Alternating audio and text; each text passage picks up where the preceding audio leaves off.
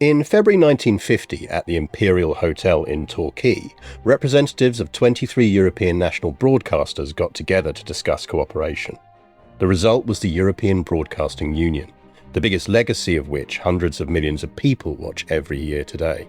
On this episode, we're going to talk about the history of Eurovision. Hello, my name is Gareth Edwards and welcome to the Untitled History Podcast. Join me each week alongside world-leading experts as we take a deep dive into your favourite topics from throughout history. From the ancient world to the modern, and with plenty of historical rabbit holes in between, we'll cover famous and not so famous moments in history from all across the globe. The Eurovision Song Contest was first held in Switzerland in 1956. It was born of a variety of compromises and pushed the boundaries of technology and broadcasting. It has been doing the same thing ever since.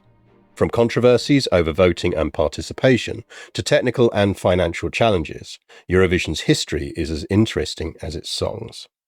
And with me today to discuss all of that is John Elledge. Hello, John. Hello, nice to be back on such a worthy and important topic as well. Exactly, we're tackling the important parts of history. So, as John mentions, he is, of course, known in this podcasting parish, having previously been on discussing the subject of empires, possibly holy and possibly Roman.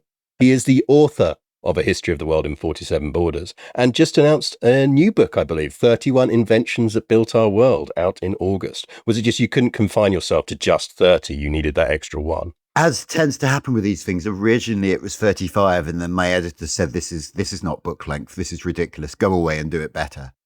In the modern content machine, nothing is ever wasted. So the offcuts are going to turn into posts on my newsletter at some point. Well, that's it. Like as extra bits on a podcast, yes. We'll come back and I'll get you on in August. You can do the 30-second invention on that. Well, like the paperback of 47 Borders actually has 48 borders in it because the world is ridiculous, and also it's not borders, it's chapters. And then I wrote an extra chapter for the paperback. It's all a lie. My entire career is one big lie. Well, and of course, one of the reasons we'll get into this in a bit, I'll set some context first, but Eurovision is really about borders. That's one of the reasons I find it so fascinating. It's one of the reasons I know you find it so fascinating as well, isn't it? Well, yeah, I've always been intrigued as to why it is that, countries that are very obviously not European get to compete in Eurovision and what's going on there. And one of the great things about being invited to write a book about borders is you can monetize finding out. So I enjoyed disappearing down some rabbit holes and learning about the history of the EBU. And there's some fascinating things in there. So we'll get into that. Yeah, well, I mean, you say fascinating trips and opportunities to do that kind of thing. Unfortunately, most of those end up in Belgium, I think, which is not always as fun as it could be. But yeah, we should set some concept up to set some. Napoleon Bonaparte has entered the chat. Yeah, exactly. I'm going to set some context now. Quickly move on and set some context before the Belgians get angry. Which is all of this largely comes out of post-war efforts to build a better world.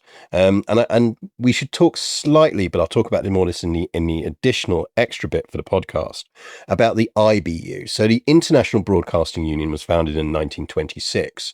And I'll skip over a lot of its history, but it's that birth of television. It's everyone, broadcasters coming together to try and get together. The problem is there's a world war in the middle of that. And that world war means that Germany kind of takes control of it. And so once we get into 1946, it's seen as a wee bit Nazi. And that's not a good thing to be in 1946. So this leads to efforts to found something as an alternative. And the long shot on the outcome of that is that the BBC refused to join the IBU's successor. And that leads to the meeting that I described in the introduction, where everyone gets together in a hotel in Torquay. It's very Fawlty Towers, and decides to form the EBU instead. And it's that EBU and that ethos of sharing, isn't it, John, that really starts the path to Eurovision. Yeah, so I don't know about the IBU stuff. I'm looking forward to finding out more. But what I found fascinating when I sort of looked into the history of Eurovision is it does come out of the exact same impulse that gave us the European coal and steel community, and thus ultimately the European Union. It is literally like we've just had a big war. We're all knackered. We need to make sure we don't fight again. We need some kind of shared cultural events. It's kind of about So the EBU is established to make sure to basically run joint broadcasts of various things. And I believe there's a tour of the Vatican in the early days, ending in an apostolic blessing by Pope Pius XII on small and crackly televisions, continent wide. I think the coronation of Elizabeth II is actually one of the earliest things that they broadcast. But, all of these things are kind of, this is reactive. This is kind of like, stuff that's already out there. From early on, there were also conversations about, what can we create as a bunch of different national broadcasters across Europe? What can we actually do that's new? There is a brief attempt to do a sort of European equivalent of, Europe's Got Talent, which I think only runs once. I suspect, though I'm not certain of this, that the language barrier is a thing. Like, I think there's probably how much mileage is there in juggling, really? Like a lot, you do kind of need, you put a lot of it, a lot of the sort of acts you get on variety shows like that do kind of involve speaking and out loud. So that one doesn't really come off. But there is also this idea by like one of the Italian delegates who thinks, well, we have this show, we have this song contest that we run every year in an Italian city, the name of which currently escapes me. It's not Montrose, is it? It's San Remo. San Remo. Yes. This is Sergio Pugliese, which is one of my favourite Italian names. It does sound like he sleeps with the fishes, doesn't he? Which is probably quite racist now I think about it. Anyway, but yeah, like he says, every year we have this. It's all right, I've already annoyed most of Belgium. You can have the Italian. Well, I mean, this is the spirit of Eurovision, isn't it? We're just going to offend one country at a time. We've gone full Terry Wogan in under 5 minutes.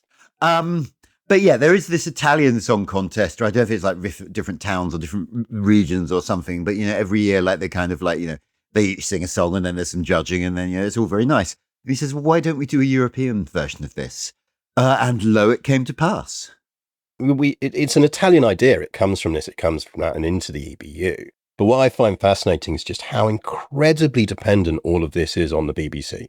And that's not particularly surprising in the post-war world because most of Europe has been knackered. A lot of the original kit that's been used by the original version of the IBU ends up taken by the Nazis, installed in Paris and used to monitor Allied broadcasts. So it's the BBC and the BBC's technology that really powers a lot of the early European Broadcasting Union stuff as it comes together. There's a fascinating account I've found in one of the BBC's oral history archives, which is one of the technical engineers from that time talking about how he was effectively sent over with a whole ton of kit in about 1949, 1950 to help set up the beginning of the broadcast stuff for this.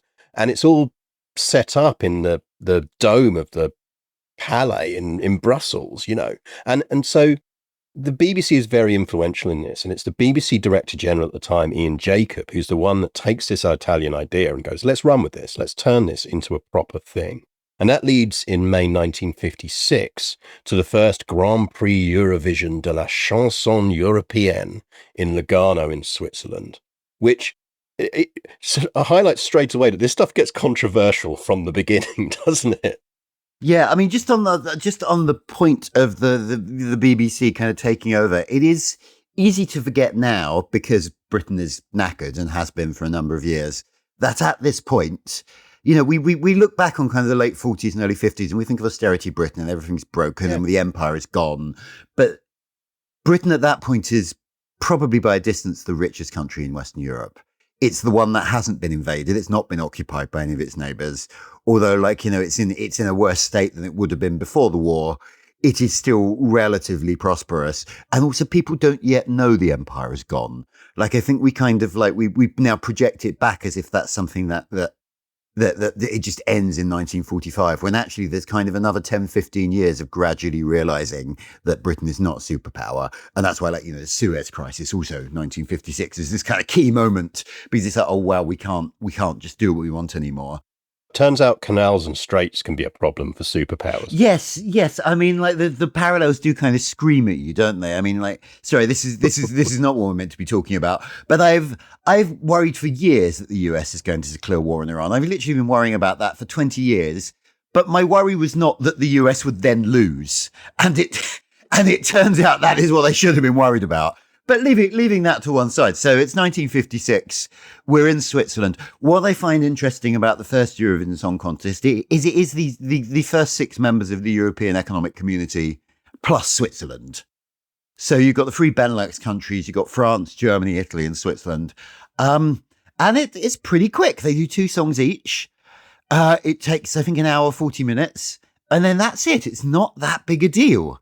The Swiss do cheat, let's be honest here. I mean, we can say this looking back. They because I think it's either Liechtenstein or Luxembourg that's invited to. I would assume it's Luxembourg. Liechtenstein has never participated. So have they never participated? They're not a member of the EBU, which we will be coming on to. Ah, right. Well, so it's Luxembourg then, which again makes sense. It's the Benelux. But because they can't send judges, they effectively let the Swiss vote for them. So the Swiss get to vote twice, and you can vote for your own entries at this point. So I'm not entirely surprised the Swiss won that, if I'm honest. That's incredible. I didn't know that. That's absolutely fantastic. I love that there is a scandal built in from the very beginning. There's scandals all the way through. I've fallen down rabbit holes in the past of Eurovision voting and how the voting changes over the years and everything else, because we think of the voting being scandalous as very much a modern thing, and it absolutely isn't. You get into accounts of Denmark winning it one year because all the Norwegian points go to Denmark, and they go to Denmark because the Norwegians haven't pulled a judging panel together in time. So they literally get a school bus full of teenagers, behind the scenes turn that into their voting committee, and on the bus, as they're being shipped to the voting area, all these teenagers between them decide that if Denmark have a chance of winning, they're just going to give all their points to Denmark. Like it's the whole Eurovision is just broken in a gloriously fun way from the very beginning. Well, this is so like, I absolutely love Eurovision, because partly because like it's camp and silly, but also because you do get these kind of glimpses of geopolitics and what countries think of each other. And it doesn't necessarily break down in the way you would imagine it's going to. Like, I think I'm right in saying that historically, like, the Irish are one of the more likely groups to kind of vote for the British entry. Yes. Which, given there is precisely one country in Europe that Britain has occupied in, any time in the past couple of centuries. But because they share, like they get the BBC, they have a lot of the same cultural reference points. And the first time that it's hosted in Ireland, the British are very, very careful about who they send over to compete.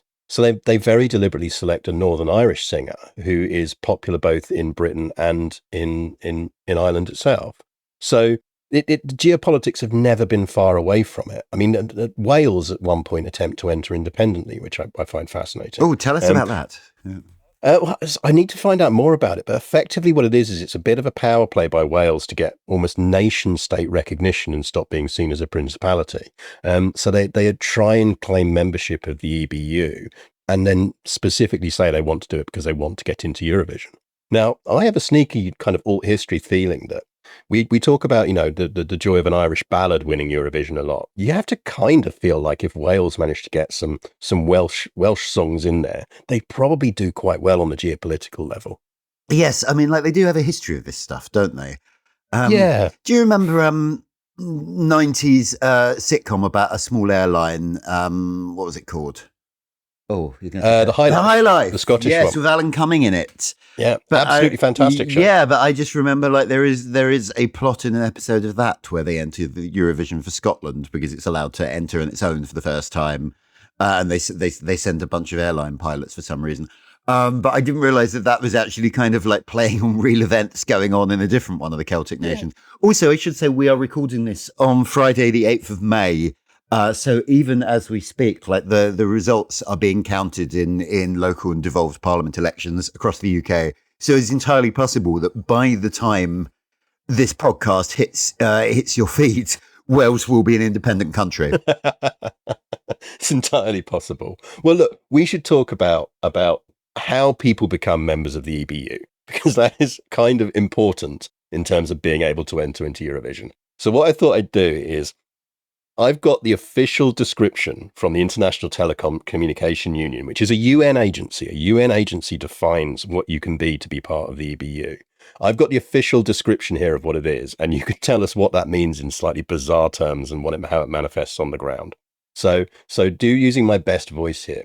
The European Broadcasting Area is bounded on the west by the western boundary of Region 1, on the east by the meridian 40 degrees east of Greenwich, and on the south by the parallel 30 north. so as to include the northern part of Saudi Arabia and that part of those countries bordering the Mediterranean within these limits. In addition, Armenia, Azerbaijan, Georgia, and those parts of the territories of Iraq, Jordan, Syrian Arab Republic, Turkey, and Ukraine lying outside of the above limits are included in the European broadcasting area. It's a bit of a hash of a description and a definition, isn't it? I mean, I think that's perfectly clear. I don't know what your problem is. I'm sure the listeners can picture it in their minds right now. So the context here is like, as with a lot of other stuff, like airspace goes through a similar process, like, as in that kind of early 20th century wave of globalization with new technologies coming on stream, somebody has to make up rules to kind of deal with the fact that like certain stuff does not stop at national borders. Like, broadcasting is one of those things by definition, you kind of have to do it on a sort of slightly territorial basis. So this UN agency kind of splits the world into various regions and says, okay, this is the North American area, this is the African area, etc. What's interesting about the European broadcasting area is it is not the continent of Europe as we would understand it. The continent of Europe is a bit made up anyway. It's kind of conceptual. But as with frankly, I think the airspace stuff does it in the same way. Or indeed, the Roman Empire did it in this way. It's kind of Europe plus the Mediterranean. So, going through that description in order, like it's bounded on the west by the western boundary of Region 1. Region 1 is North America, so it's a line down the Atlantic. I think it puts Iceland in Europe. I'm not certain off the top of my head, but I'm pretty sure. Then the east 40, the meridian 40 degrees east of Greenwich is somewhere just beyond Moscow. I don't think it's quite as far as the Urals, but it's like, it's basically European Russia. And then it kind of cuts down just sort of the European side of the Caucasus. So like most of the Caucasus should be outside of the European region, but they changed that later on. We'll come to that. Set on the south, it's parallel 30 degrees north. That's just south of Cairo. I kind of enjoyed discovering that when I was writing History of the World in 47 Borders, because the very first border in the book is the one between Upper and Lower Egypt, because I thought it'd be cool to start with like the earliest political border I could find was the moment at which Egypt unifies. And about 3000 BC, it's kind of the start of written history in Egypt. And that happens roughly along the 30-degree parallel. So I kind of like that. They were already thinking ahead. They were all, well, you got to plan ahead in this. Although Egypt has never entered, although it could. But yeah, basically there's this line that kind of includes much of North Africa. So it is basically, if you think of that map of the Roman Empire, which anyone listening to this podcast has at some point looked at a map of the Roman Empire, let's be honest. They think about it at least once a day. It's the Mediterranean littoral is included in Europe, but then there's a big bit of desert beneath it, so the rest of it's something else. Where it gets tricky is kind of in the southeast. So like these two lines, 40 degrees east, 30 degrees north, kind of intersect somewhere in the, I think, Saudi desert. So they kind of have to make a decision early on that, like, even though you've only got chunks of countries in the Middle East in there, actually, they can be in the European broadcasting area if they want. They kind of get to decide whether to be in that or a different one, I think. But they have a perfect right to be part of the European broadcasting area and join the EBU. And then in, I think, 2007, they fiddled the rules to kind of extend over the whole of the Caucasus, which I'm not saying that was just so that Armenia could officially enter Eurovision. With that song, Effendi did that performance of her song Matahari a few years ago, which really lives in my mind. But yeah, that basically, like, they kind of cheat to bring the Caucasus in. So you do end up with this European, this definition of Europe that's actually Europe, but it's plus North Africa, plus most but not all of the Middle East if they want it, plus the Caucasus. So that is the region defined as the European Broadcasting Area. Those countries are allowed to join the European Broadcasting Union, and if they do, they can participate in Eurovision.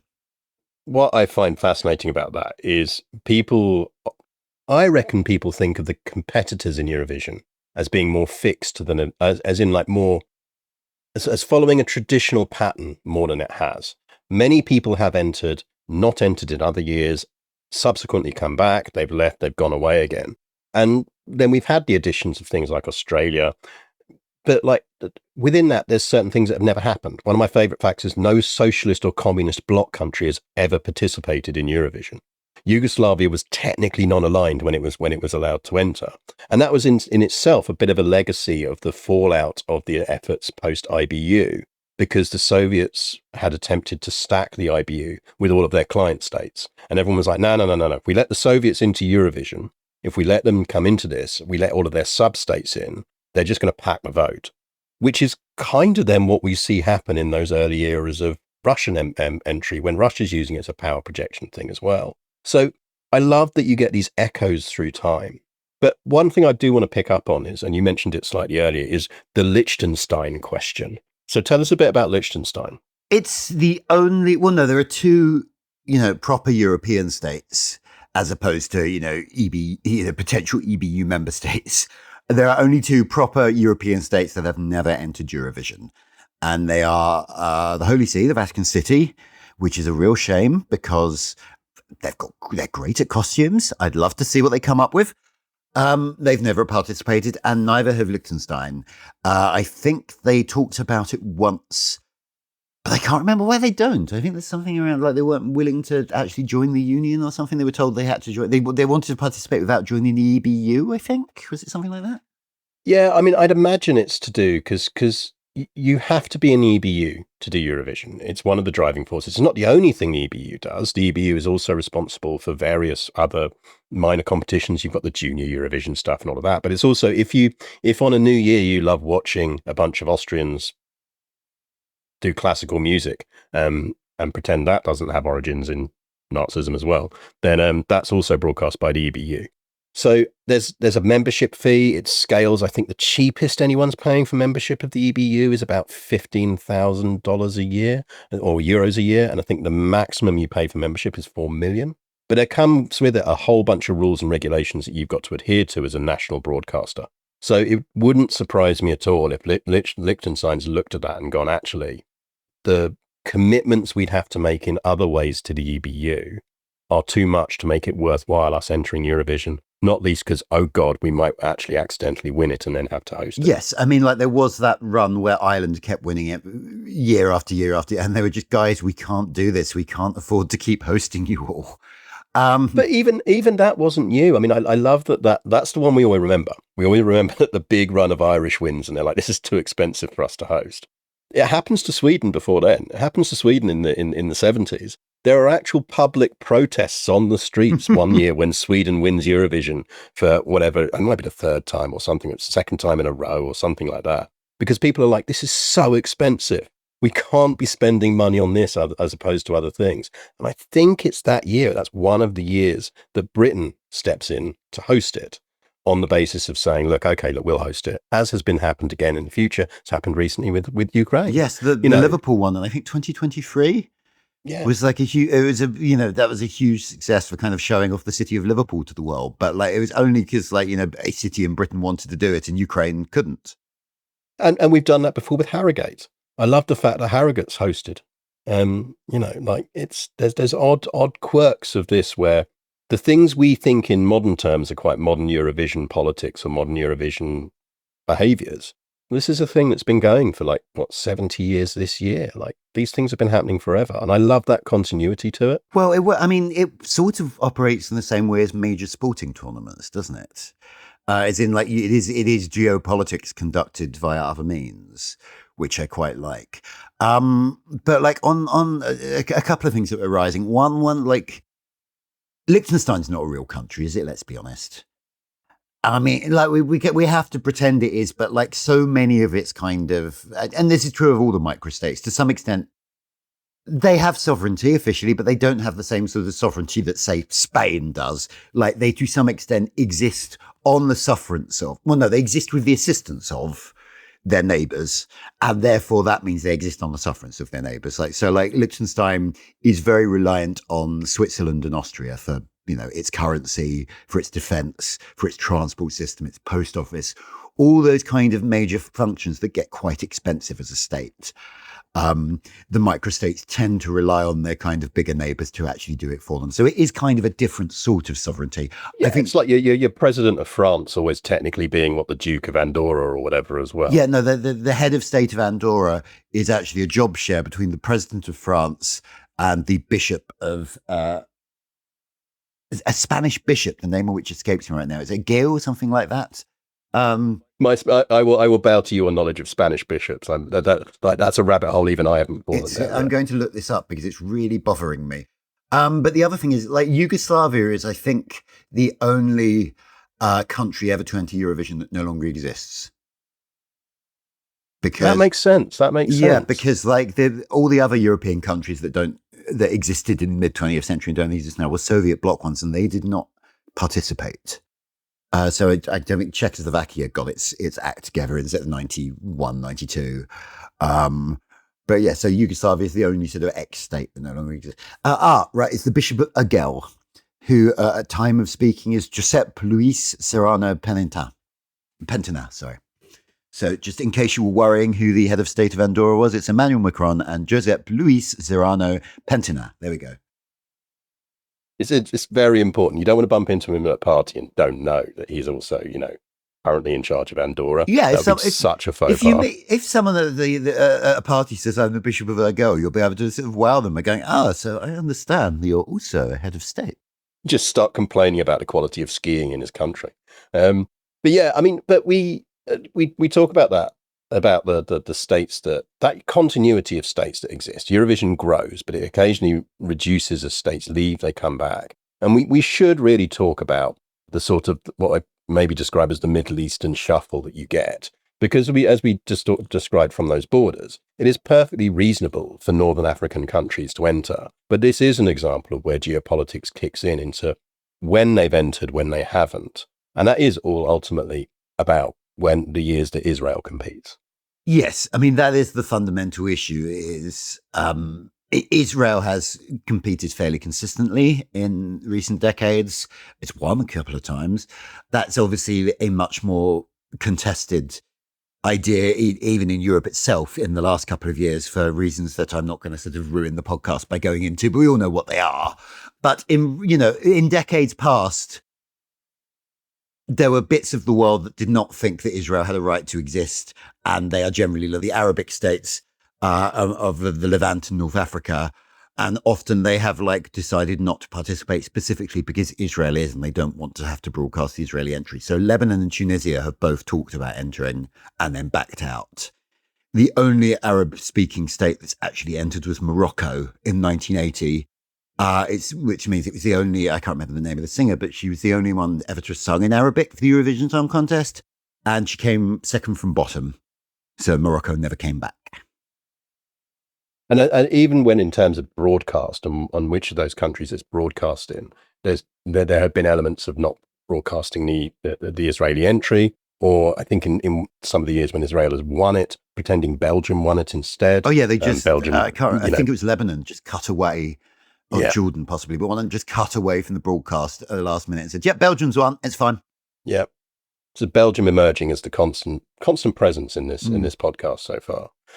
It's a good point actually to talk about voting methodologies. And without going into the mechanics of voting, one thing I just want to talk about and highlight is just again that how countries voted in technical terms has always evolved. So you start out with this genuine sort of, you get 1 point to allocate. That graduates up to being you get 3 points to allocate. That then becomes some incredibly experimental voting methods. So there's a fascinating thing, I think it's in the 1960s, where they do this utterly apocalyptic approach of you would have 20 judges per country. They each get to assign points between range of 1 and 3. And then all of those points are totaled up, and that becomes the country's number of votes that they're giving to the member state. That is one of the ones we think voting takes a long time now. That's one of the ones where the show creeps into its 4 hours, even when it only has 10 entrants. And it causes so many problems with miscounts and votes going wrong. And the Norwegians panicking because they haven't managed to add all of their panel votes together in time because their voting panel is a bunch of students. It's fascinating watching almost the electoral evolution of Eurovision to the point that it is today, where we have that balance between jury and public. Because as you say, it's always been this weird mix of popularity and geopolitics. Yeah, like a really good song, a really impressive performance can come through, but a lot of the mid-range stuff, the votes are kind of allocated based on who likes which countries. And in the modern version, where on the one hand you have, as you said, there's an official jury vote, and then there's the popular vote afterwards, which happens via phone. I can't remember which way round they do it. I think they unveil the jury points one country at a time, don't they? I think that this is, again, this fascinating thing of it's continuing to evolve. So we're in that stage right now where you're only gonna get on screen to allocate out your points from 8 onwards, because everyone was grandstanding about doing all the earlier points. But they do one bit. It's a very stupid system at the moment where I can't remember which way around it is. I think they do the jury points. Like you go to like a celebrity in each country and they reveal the kind of like the top choices from the jury. And they spend about an hour and a half doing this, going through because it's not just the countries participating in the contest that get to vote. It's also those who could. So it's about 50 countries do this. And all of this is fundamentally pointless because at the end, someone presses a button, it reveals the points from the kind of the phone-ins, and the leaderboard totally changes. So like there is all this, there is an hour and a half of building up more and more tension, and it may be rendered completely irrelevant the moment the public vote comes in. It's a delightfully stupid system. I love it so much. But again, like, it's always been delightfully stupid. I love it for that. And again, those voting changes, those huge voting swings have happened historically as well. Everyone remembers Celine Dion winning for Switzerland in whatever year she won it in. Everyone forgets that no one thought she was going to win. The British song was favourite, and it was 100 points ahead going into about the last 5-6 countries to vote. Unfortunately for Britain, one of those countries was France. So suddenly Switzerland is getting 2 points and Britain's getting 0. And the gap gradually narrowed, and she won by 1 point. It's fascinating seeing how those things evolved and what we remember about Eurovision history and what we don't. Well, also, she should really have been disqualified because I can't help but notice she's not Swiss. Well, but then that's always been a function of it. Like, again, one of the fascinating things that you get all the way through is the evolution of what language you're allowed to sing in. So the initial rules are you must sing in one of the official languages of your country. There's actually a lot of protests from places like Sweden, because they say we don't want to sing in Swedish. We want to sing in English. That's what we want to sing in. So you get genuine debates in certain countries and certain legislatures of, do we add English as a national language simply so we can make sure that we can sing our Eurovision song in English? And eventually they relax those rules and say you can sing in either one of your national languages or English or French. But it's fascinating seeing that evolve, and it almost changing or exposing the language element of the European community as much as anything else. Well, just as a sort of footnote to this, I was in Copenhagen last November, and it's sort of fascinating how, it is fundamentally an English-speaking city now. Like that, because it is not quite a border city, but like it has a train link to and road link across the Øresund to Malmo. So there's a lot of people in the sort of the commuter zone of Copenhagen who are Swedish, and Danish and Swedish are pretty similar, but not identical. So they default to English. Like I literally walked into a bathroom in a bar, and these two guys, I'm assuming one of them was Danish and one of them was Swedish, were chatting about the football in English. And then one of them turned to me and asked me about it in Danish. And I had to go, well, I'm English. I could understand you before. I don't understand you now. But even though it is a language further from the Scandi languages than those languages are much closer to each other than they are to English. It is easier to kind of default to the international tongue. Well, you get this in Eurovision in various stages, particularly once they start introducing the jury votes, and you get the jury votes being present and they come and see it, and they often see the pre-show stagings, and that's where they'll work out their points. It gives them time to discuss and work out what they're going to vote on, and then not give 12 points to Britain. But what happens there is you end up with some controversies, because what will often then happen is in the pre-shows where a lot of the rules don't apply, various acts would sing their song. This is 60s, 70s. They would sing their songs in English in the pre-show for the judges. And then for the broadcast version, they would sing in their national language as they were required to do. So it led to things of, well, actually, is this the same song we're judging here? But they were doing it deliberately because then they felt they were going to get more feedback or more positivity singing in English from the various judging, because people would be more likely to understand it. So yeah, like there's a sort of underlying European melting potness to Eurovision that does very much reflect the growth of the EU, the growth of Europeanism as a community element as well. Yes, I mean, one of the things I do love about Eurovision the last few years is like with social media, the rest of the world has sort of discovered it. And like every year you get a couple of like baffled articles by baffled Americans going, what the hell is this thing? Or trying to explain it to each other. And it is quite, it is mad. If you step back and think about it, it's like, the historically quite warry continent of Europe decided to conduct an element of their geopolitics from now on through the medium of a song contest.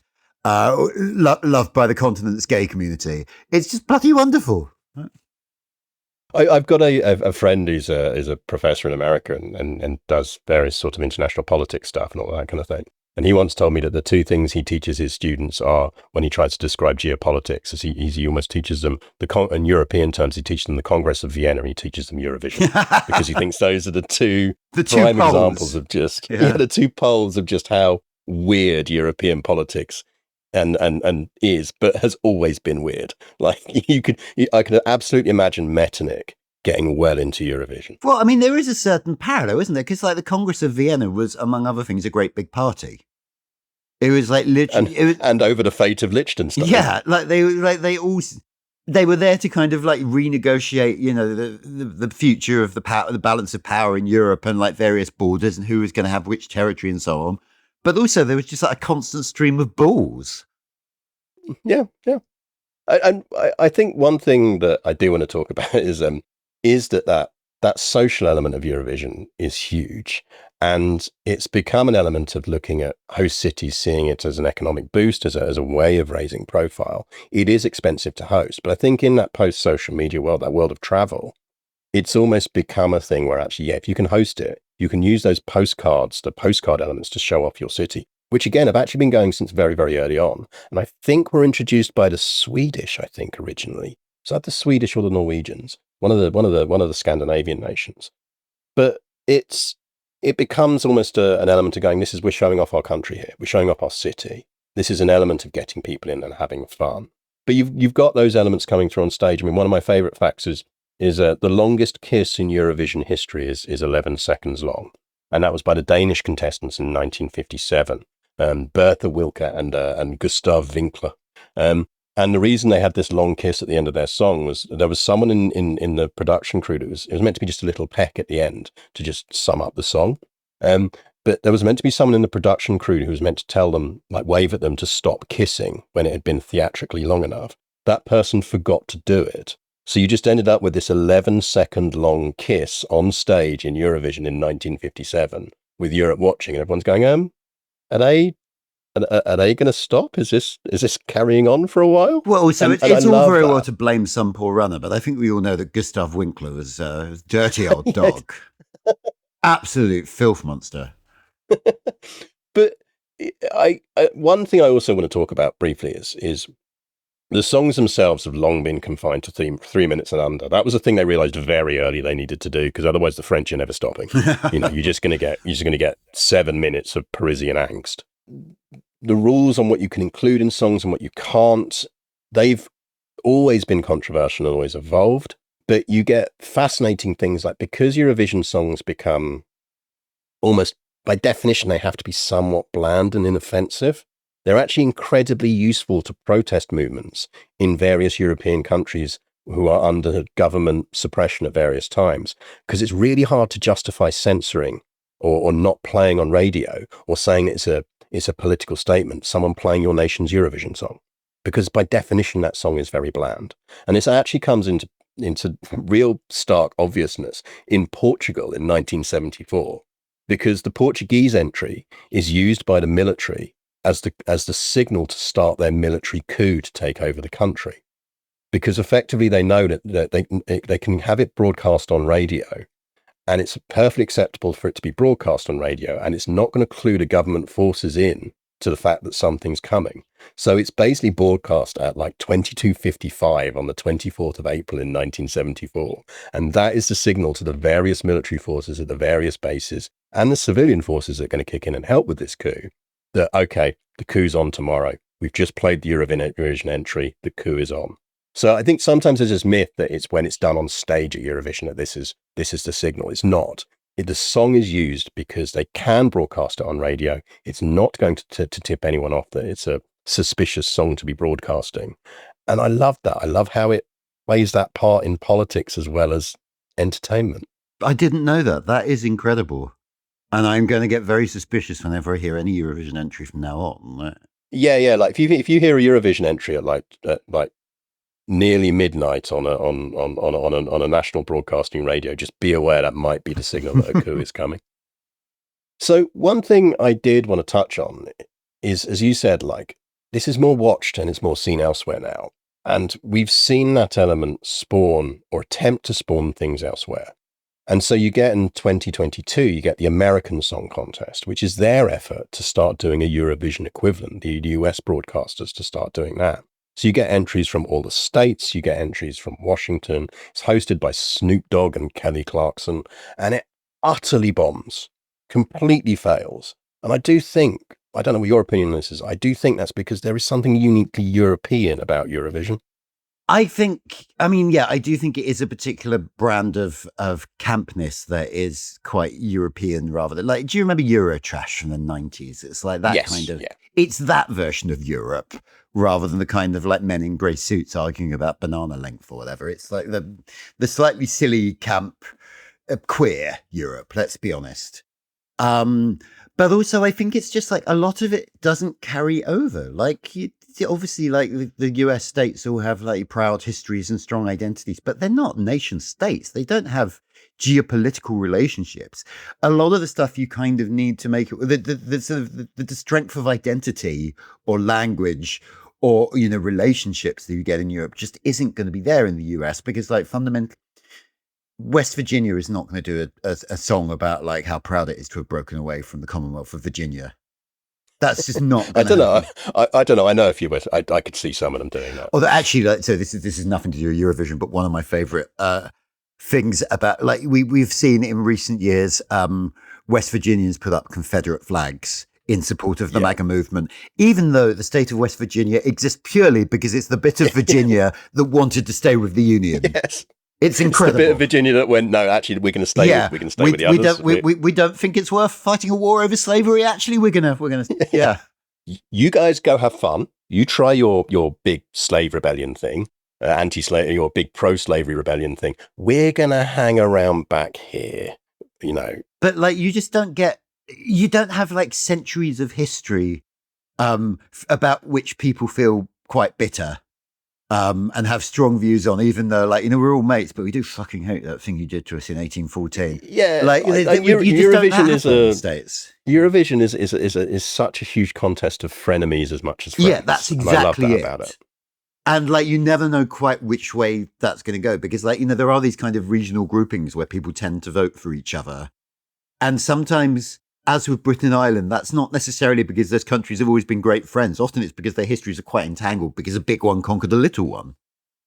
The Malta nearly always giving Britain high points, even in our most terrible years, is a good example of that. You know, your former home of the Royal Navy in the Mediterranean for over 100 years is probably going to have a population that mostly is culturally similar to yourself. Well, I mean, Malta is, you will know this, I'm sure, but I'm going to say it in case any of the listeners don't. Malta is the only state ever to have had a referendum in which it voted to join the UK.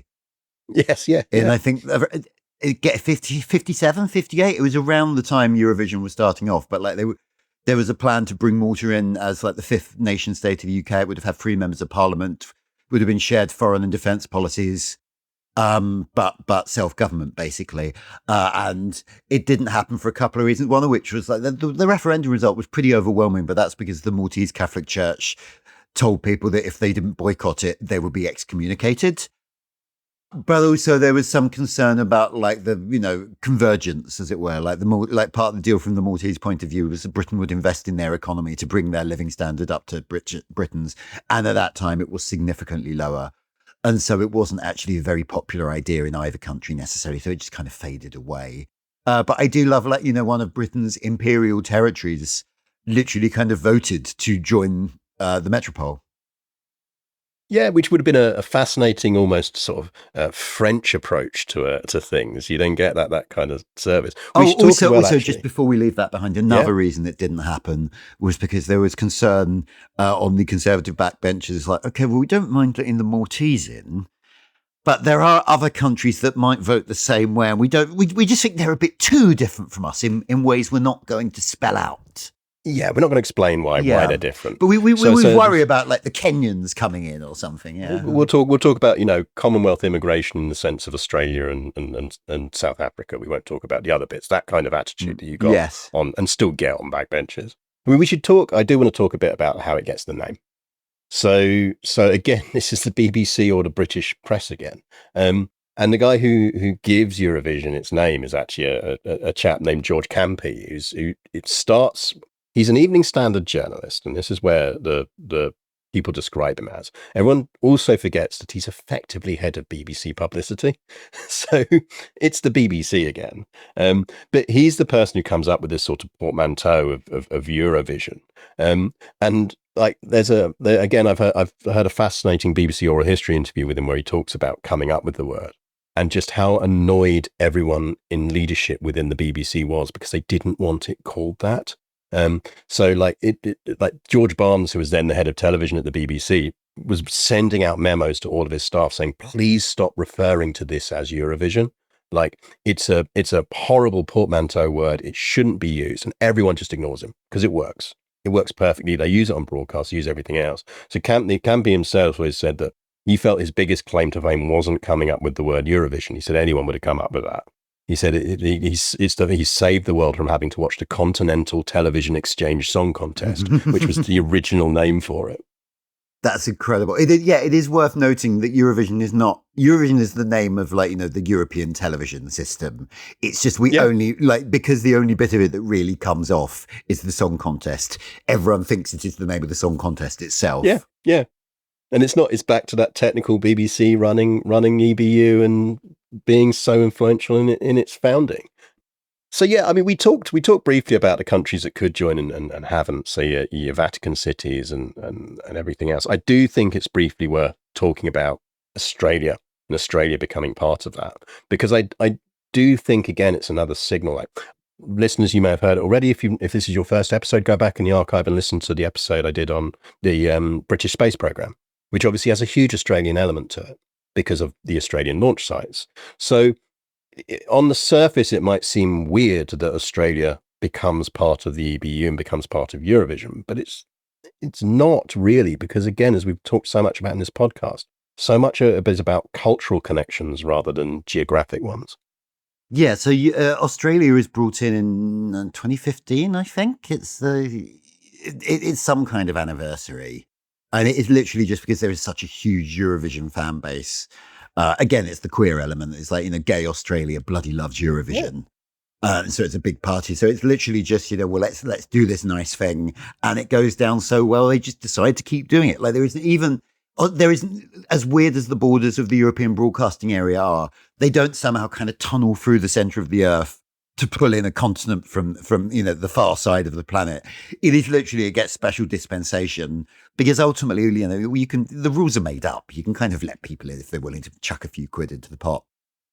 But yeah, I mean, I think like there is a geopolitical parallel there with, well, firstly, I did once have a dream during the middle of the Brexit, not in the Martin Luther King sense, like the actual kind of like your subconscious putting stuff in your head in the middle of the night sense.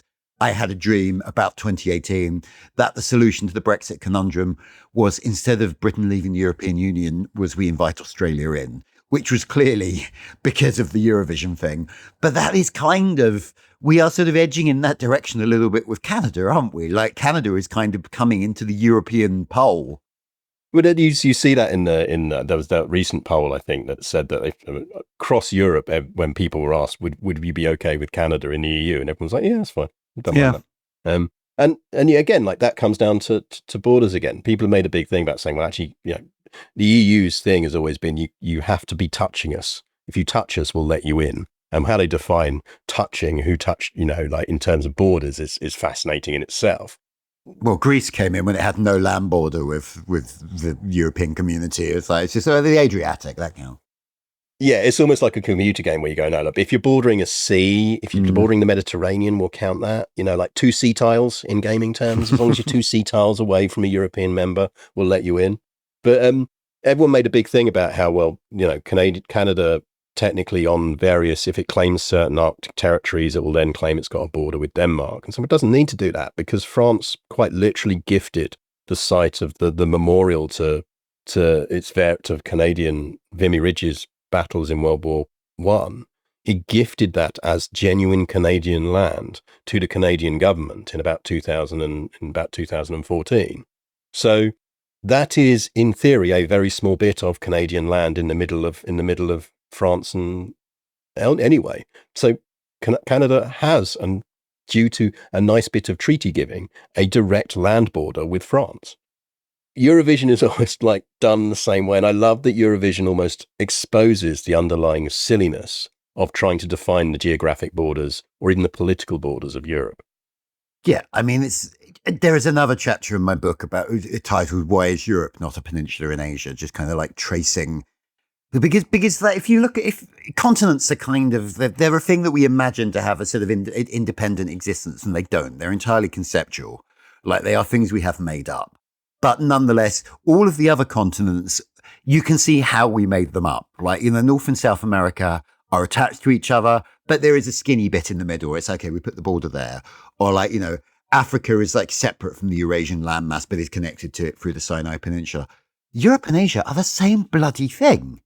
Like there is no place where like it narrows. It's just that at some point we decided that Europe was a different continent, and it's entirely culturally constructed. And it's got there's a bunch of stuff in there around like Christianity and the rise of Islam and how the ancient Greeks defined the world, and Charlemagne inevitably pops up. But it is basically it's made up.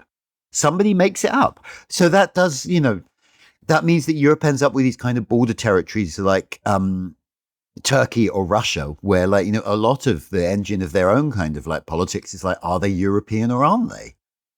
But yeah, Eurovision feels like a good a reflection of that.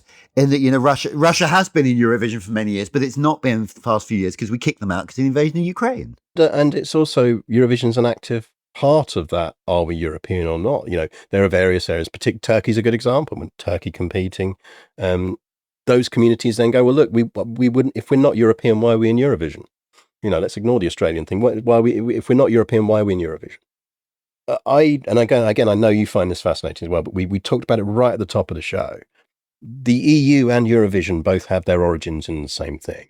And I think whilst it is fun and it is amazing to celebrate the very silliness of it and the joy and the spectacle of it, I do think historically it's important to consider it in that context, to go to actually this is a very serious thing that has a very silly face. It is actually a genuine reflection of real geopolitical issues, not just in how it's voting, but how it came to be, that is a testament of World War II as much as the EU is. No, completely. It is important that it comes out of that exact same process that gives us the European Union. Like Jean Monnet would have been very into it. Well, and on that note, I think that's the perfect time to lose it. You lead this. We've got Jean Monnet and we've got Metternich competing over who their favourite Eurovision entry is. So, John, books. Remind listeners again about your book that's coming out in August, because I'm looking forward to it. Yeah, it's called 31 Inventions That Built Our World. It is basically a history of the city and the built environment. So it kind of starts with like why we started living in cities in the first place. Does like, water supply and sewers and air conditioning and heating. And then there's a whole bunch of transport stuff in there about bikes and trains and cars and trams. And then kind of pulls back and looks at some more conceptual stuff like kind of green belts and the rules of the road and so on. And that is out on the 27th of August in the UK. And there's various other international editions as well, but I don't know when they're coming out. Perfect. Well, and listeners, thanks very much for listening. Again, if you've enjoyed this episode, listen to more if this is your first time. If not, recommend us to friends. Word of mouth is particularly important for podcasts. Review us on your platform of choice. It makes a huge difference. Don't forget, if you sign up at the untitled-history.com, we have a merch. I've just realized I'm actually on brand and wearing, if you're watching this on video, you'll see me, I'm actually wearing one of my own hats. But we have merch, but you also get extra bits. And the extra bit for this episode is going to be slightly different, because I didn't want to bore John with the entire history of the IBU and the EBU. And so what I'm going to do is record a little bit of a bonus episode of this, just on the technical level of how that comes together, because I find that fascinating. And hopefully that's the kind of thing that if you find fascinating, join up via the website, become a member, and you get that extra bit as well. I should say I would absolutely find it fascinating. It's just that I should be signing up as a member so I can hear it. It's just that I do have to go. Yeah, well, and that's fine because I'm about to, after this, insight for listeners behind the scenes, I'm about to record an episode of a different podcast about the complete history of the town of Stevenage, which may well pop back up as a topic we revisit in new towns at some point on this main episode, on this main podcast. John, thanks very much for joining me. Thank you for having me back. It's been fun. We'll have to debate what we get back on for in future. I suspect August, and we're going to be talking about that 30-second object. But until then, listeners, we will see and be in your ears again soon. And thanks for listening. You've been listening to the Untitled History Podcast, a Battle Guide production. If you've enjoyed this episode and would like to support the podcast, why not head over to our dedicated supporter page? There, for the cost of a cup of tea, you can decide which subjects we cover next, get access to exclusive behind-the-scenes content, and join a community of like-minded people. Thanks for listening, and we'll see you next time.